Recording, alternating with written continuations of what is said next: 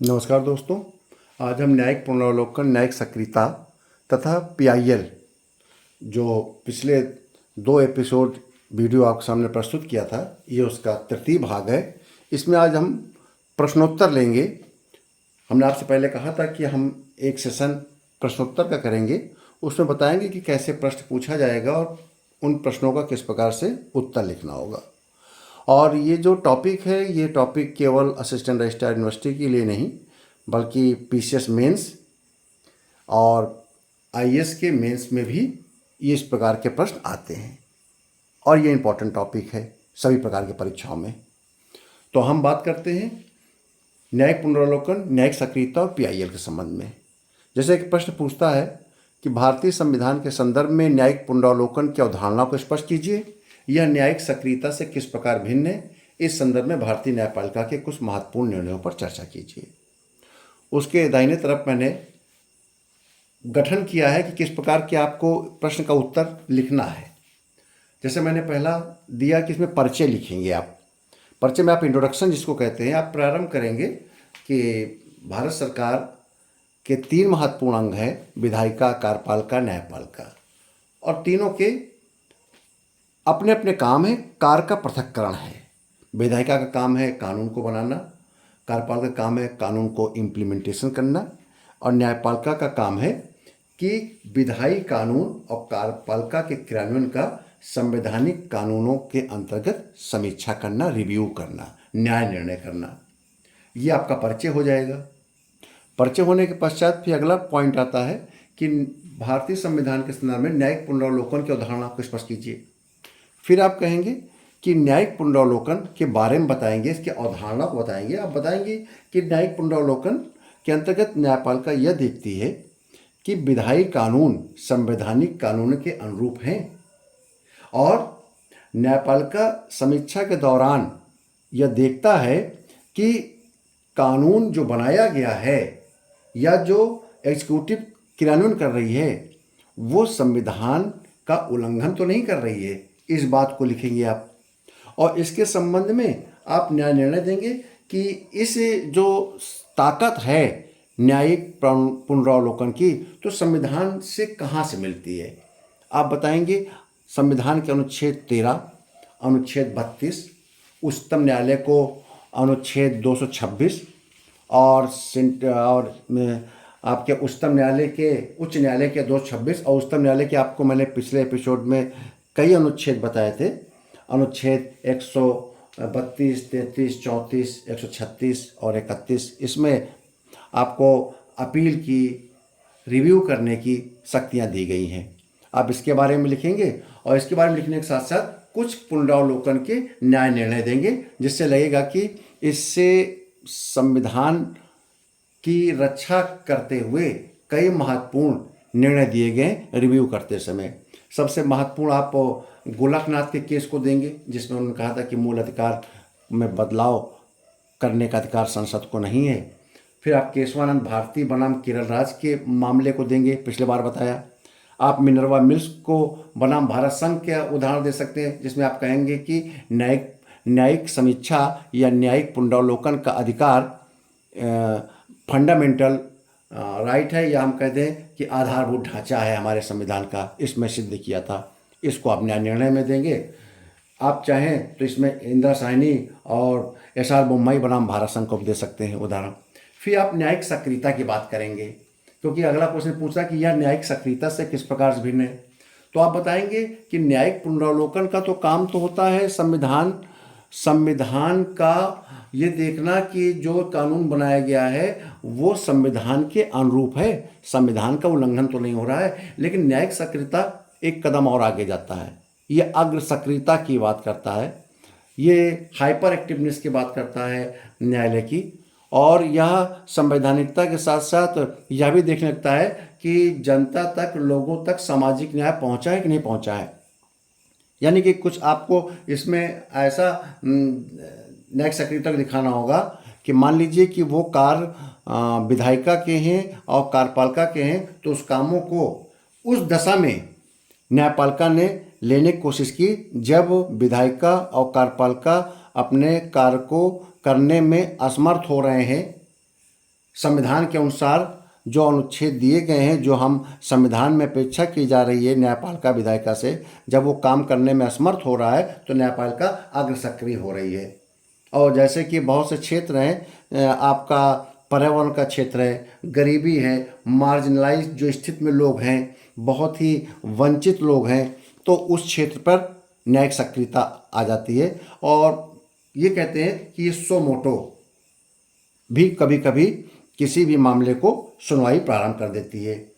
जैसे कि इसमें जब उदाहरण की बात आएगी तो आप उदाहरण देंगे MC Mehta versus union of India, जिसके अंतर्गत गंगा नदी के प्रदूषण, इसमें किसी व्यक्ति ने अपनी एक PIL दायर किया था और कहा था गंगा नदी के प्रदूषण के बारे में। तो सुप्रीम कोर्ट ने इस PIL को स्वीकार करते हुए कहा था कि माना कि ये नदी के घाटों का मालिक नहीं है, लेकिन फिर भी इसने जो विषय उठाया है ये सामाजिक महत्व का है, पर्यावरणीय महत्व का है।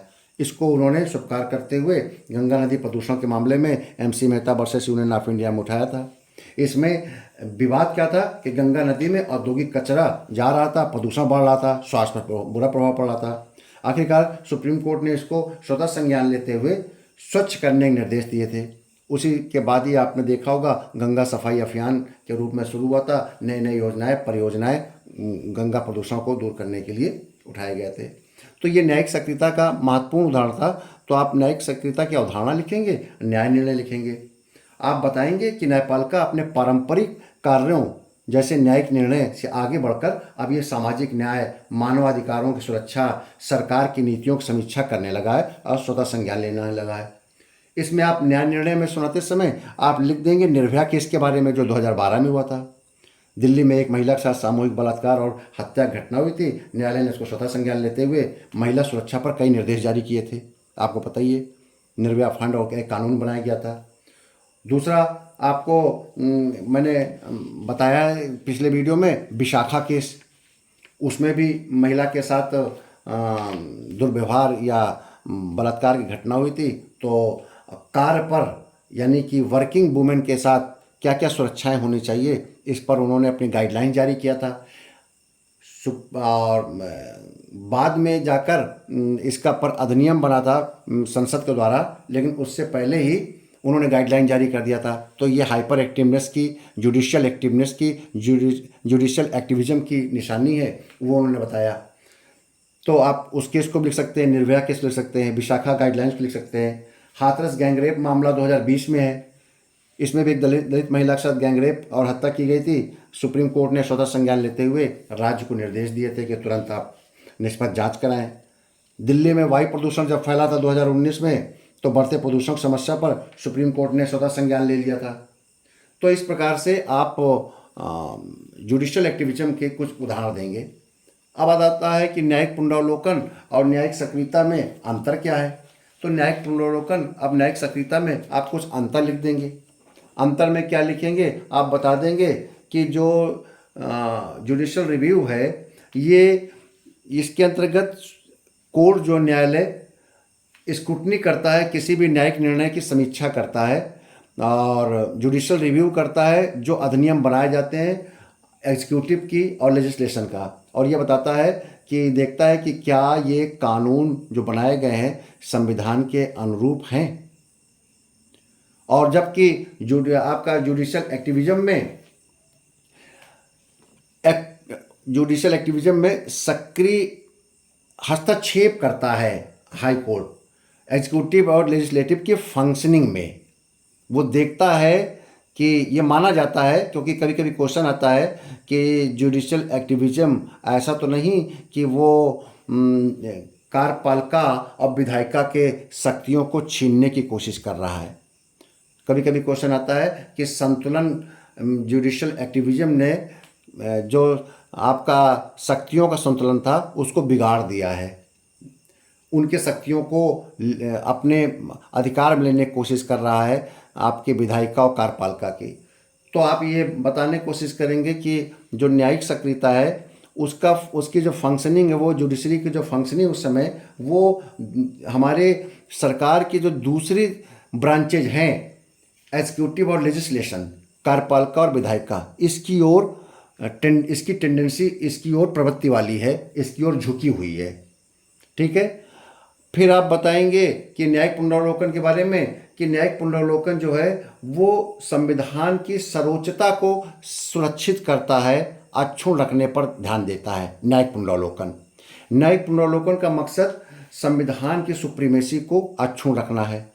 और जबकि न्यायिक सक्रियता जुडिशियल एक्टिविज्म जिसका प्रोडक्ट पीआईएल है, पीआईएल को आप अलग मत समझिएगा, ये न्यायिक सक्रियता का ही एक पार्ट है, उसका एक बाई प्रोडक्ट है, उसका एक प्रोडक्ट है जिसके माध्यम से न्यायिक सक्रियता दिखाई जाती है। पीआईएल के माध्यम से एक मीन्स है, एक टूल्स है पीआईएल।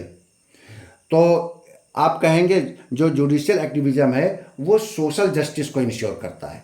ध्यान रहे, जो जुडिशियल रिव्यू है वो सुप्रीमेसी ऑफ द कॉन्स्टिट्यूशन बताता है, और जो जुडिशियल एक्टिविज्म है वो सोशल जस्टिस को बताता है, सामाजिक न्याय को बढ़ावा देता है। और ये तब देता है जब न्यायालय को लगता है कि जुडिशरी और एग्जीक्यूटिव इस काम को करने में असफल हो रहे हैं, तो अपनी ओर से एक्टिव हो जाता है। इसके अलावा अब आता है कि मैंने बताया कि जब जुडिशियल रिव्यू में आप लिखेंगे कि ये देखता है कि कानून की संवैधानिकता देखता है, और जबकि जो जुडिशियल एक्टिविज्म है, न्यायिक सक्रियतावाद है, वो देखता है कि सामाजिक, आर्थिक और राजनीतिक मामलों में प्रवेश करके न्यायिक हस्तक्षेप करके अपने अधिकार में उन क्षेत्रों को लेने की कोशिश करता है, न्याय निर्णय करने की कोशिश करता है। अब आगे आता है कि ये आप थोड़ा सा इसमें डिफरेंस लिख देंगे कि क्या क्या इनमें अंतर है। फिर आप निष्कर्ष के तौर पर आप लिखेंगे कि हमारे देश में हमारी सरकार के जो 3 पार्ट हैं, ये तीनों पार्ट अपने बेहतर तरीके से काम कर रहे हैं। न्यायिक पुनरावलोकन जहाँ कॉन्स्टिट्यूशनिज्म की बात करता है, संविधानवाद की बात करता है, संवैधानिकता की बात करता है, वहीं जो जुडिशियल एक्टिविज्म है वो ये देखता है कि जो हमारे देश में हम जो मौलिक अधिकार के जिनका क्षरण हो रहा है और जिनको नीति निष्ठ तत्वों के अंतर्गत जो अपेक्षाएं थी वो नहीं प्राप्त हो पा रही हैं, तो जुडिशियल एक्टिविज्म सोशल जस्टिस को लेकर, इन्वायरमेंट के सिचुएशन को लेकर एक्टिव होकर अपने काम करता है। उसमें आप कुछ उदाहरण देंगे और कंक्लूजन ये निकालेंगे कि जुडिशियल एक्टिविज्म का जो क्षेत्र है, प्रसार है, वो फैल गया है और उसका वो इतना विकसित हुआ है कि वो सामाजिक और राजनीतिक और आर्थिक इशूज जो हैं उस पर इसको इंटरफेरेंस हो रहा है। लेकिन ये इंटरफेरेंस संविधान के अंतर्गत, नियमों के अंतर्गत और जो संविधान के द्वारा न्यायपालिका को जो अधिकार दिए गए हैं उसके अंतर्गत ही ये इंटरवेंशन होता है। ये इंटरवेंशन तब होता है जब वो कार्यपालिका और विधायिका अपने काम करने में अक्षम साबित होने लगते हैं। आप मणिपुर के मामले में, निर्भया कांड में, या अभी जो किसानों का आंदोलन चल रहा था, इसमें समय समय पर जो आप जुडिशियल एक्टिविज्म सुप्रीम कोर्ट दिखाता है। निष्कर्ष रूप में आप ये लिखेंगे। इस प्रकार से ये आपका एक प्रश्न का उत्तर बनेगा। दूसरा है, भारत में जनहित याचिका के विकास और उसके महत्व पर चर्चा कीजिए। इसने न्यायपालिका को आम आदमी तक पहुंचाने में किस हद तक सफलता पाई है, उदाहरण से चर्चा कीजिए। आप बताएंगे, इंट्रोडक्शन तो लिखा ही जाता है, आप बताएंगे पीआईएल का उद्देश्य। पीआईएल न्यायिक सक्रियता का एक पार्ट है, पीआईएल न्यायिक सक्रियता का एक बाय प्रोडक्ट है, और ये इसका उद्देश्य समाज के कमज़ोर, वंचित, अधिकारहीन वर्गों तक पहुंचना है। दूसरी बात, लोकस स्टैंडर्ड को किनारे करते हुए यह जनहितैषी नागरिक को बढ़ावा देता है, जिसके अंतर्गत कोई भी व्यक्ति इस मार्जिनलाइज्ड पीपुल्स के लिए, आम आदमी के लिए, गरीब आदमी के लिए किसी भी तरीके से अपनी बात को न्यायपालिका तक पहुंचाता है और न्यायपालिका उस पर कार्रवाई करता है, उसे एक रिट, उसको एक वाद के रूप में प्रस्तुत करता है। इसी ने पीआईएल ने ही आपके पत्रात्मक न्याय को बढ़ावा दिया, जो कि बोलते हैं पोस्ट कार्ड के द्वारा। एक पोस्ट कार्ड गया और पोस्ट कार्ड के द्वारा इसको एक पीआईएल के रूप में, एक मुकदमे के रूप में स्वीकार किया गया। देखा गया कि इसमें गरीब व्यक्ति, वो जेल में बंद कैदी को न्याय नहीं मिल रहा है, ट्रायल नहीं हो पा रहा है और बिना किन्हीं कारणों के लंबे समय से जेल के अंदर हैं। तो आप इसके बारे में लिखेंगे। अब आता है इसमें न्यायपालिका ने को आम आदमी तक पहुंचाने में किस हद तक सफलता पाई है। तो आप इसका बता ही दिया। महत्व में लिखेंगे सामाजिक न्याय को बढ़ावा देता है, ये पर्यावरण संरक्षण के मामले में भी कई निर्णय लिए हैं। पारदर्शिता को, आपको 2G स्पेक्ट्रम, कोल स्पेक्ट्रम, जो कोल घोटाला हुआ था, कोल गेट, इन सब के बारे में आप लिखेंगे। PIL की आदमी तक पहुंच इसलिए हो गई क्योंकि इसमें कोई भी थर्ड पार्टी न्यायालय जा सकता है। कोई ऑर्गेनाइजेशन किसी के लिए अगर बड़ा हित है, जनहित है, तो कोई भी NGO आपका सोशल जो सेक्टर का सोशल जो आपकी सोसाइटी होती हैं वो जा सकती हैं, सिविल सोसाइटी जिन्हें कहते हैं। और इसमें लोकल स्टैंडी के को महत्व न देकर जनहितैषी नागरिक को को महत्व दिया जाता है। तो आप बताएंगे कि इसलिए आम आदमी तक पहुंच हो गई है। कुछ आप चुनौतियां और सुधार भी बताएंगे। सुधार ये बताएंगे कि देखिए PIL का दुरुपयोग भी बहुत हो रहा है। बहुत से लोग राइवलरी को ध्यान में रखते हुए, कंपटीशन को ध्यान में रखते हुए, बड़े बड़े जो आपके ग्रुप्स हैं, इंडस्ट्रियल ग्रुप्स हैं, वो अपने आप को फ़ायदा देने के लिए, दूसरे को नुकसान पहुंचाने के लिए तमाम प्रकार के कमियां निकालकर PIL डालने की कोशिश करती है। लेकिन इसके लिए सुप्रीम कोर्ट ने कड़े कदम उठा रखे हैं। बोर्ड कमेटी बना रखा है, स्क्रीनिंग करते हैं, जानने की कोशिश करते हैं ये व्यक्ति कौन है जिसने PIL दाखिल किया, उसका इतिहास जानते हैं और देखते हैं कहीं किसी से प्रभावित तो नहीं है। तो ये चुनौतियां हैं और इसको सुधार इसी प्रकार से किया जा सकता है कि स्क्रूटनी किया जाए, बोर्ड बनाया जाए, देखा जाए, सुप्रीम कोर्ट अपनी एक कमेटी बना के देखे कि PIL में कितनी सच्चाई है, उसके बाद स्वीकार करे और निष्कर्ष निकालिए कि जो PIL है उसने वास्तव में हिंदुस्तान इस लोकतंत्र में बड़ा अच्छा काम किया है और जहाँ तक जिनके पास तक ये न्याय नहीं पहुँच पा रहा था उन तक पहुँचाया है। और इसका आप थोड़ा से PIL के विकास के बारे में आप सबसे पहले लिखेंगे। विकास में 80 के दशक में आप बताइएगा कि अय्यर साहब जब जज थे और इसके बाद आपके PN भगवती साहब जब जज बने तो उन्होंने इसको आगे बढ़ाया था और इसको स्थायीकरण किया गया था। भगवती साहब को फादर ऑफ द PIL कहते हैं। हुसैन आरा खातून बनाम बिहार राज्य का उदाहरण दीजिएगा। और भी कई, ओल्गा टेलिस बनाम बॉम्बे म्यूनिसिपैलिटी जो मैंने आपको पहले वीडियो में मैंने बताया ही है, उनका उल्लेख दे दीजिएगा। MC मेहता बनाम भारत संघ का उल्लेख दे दीजिएगा कि गंगा प्रदूषण के बारे में उन्होंने रोकने के लिए दिशा निर्देश जारी कर दिया था। विशाखा बनाम राजस्थान राज्य का दे दीजिएगा। तो ये 4-5 आप उदाहरण दीजिएगा और निष्कर्ष निकाल कर इस प्रकार से आंसर लिखिएगा। तो इस प्रश्नोत्तर के सेशन में आपको मैंने बताया प्रश्नों का उत्तर कैसे लिखा जाएगा। ऐसे ही अन्य विषयों पर जो मैंने इससे पहले पढ़ा चुका हूँ, लेक्चर ले चुका हूँ, उस पर भी मैं किसी सेशन में उन पर कैसे कैसे प्रश्न आए हैं। मूल अधिकार, नीति नैतिक तत्व, फंडामेंटल राइट्स और ये जो बेसिक स्ट्रक्चर ऑफ कॉन्स्टिट्यूशन है, प्रियम्बल है, इनमें कैसे क्वेश्चन बनते हैं अगर आएंगे तो इस पर भी एक सेशन लेंगे। तो आप मेरे इस YouTube चैनल को लाइक करिए, सब्सक्राइब करिए, ज़्यादा से ज़्यादा लोगों के बीच में शेयर करिए ताकि इसका फ़ायदा, इसका लाभ सभी अभ्यर्थी, वो सारे प्रतियोगी परीक्षा में बैठने वाले जो दूर दराज गांव, ग्रामीण इलाकों में हैं, जिन तक बड़ी बड़ी कोचिंगों का पहुंच नहीं है, उनको ये पहुंच प्राप्त हो सके, इनको जानकारी मिल सके, अपनी पढ़ाई को आगे बढ़ा सकें और प्रश्नों के उत्तर कैसे किए जाते हैं वह भी जानने की कोशिश करें। यह जो सेशन है PCS मेंस, IAS मेंस, आपका असिस्टेंट रजिस्ट्रार मेंस, चूँकि ये डिस्क्रिप्टिव एग्ज़ाम के दृष्टिगत पढ़ाया जा रहा है, बताया जा रहा है, लेक्चर दिया जा रहा है। ये जो प्रश्नोत्तर है सेशन, इसको ध्यान में रखते हुए इसका बेहतर तरीके से अपना गठन करते हुए प्रश्नों के उत्तर का लिखने की कोशिश करिए। अगले वीडियो में फिर किसी नए विषय के साथ आपसे मिलेंगे। बहुत बहुत धन्यवाद।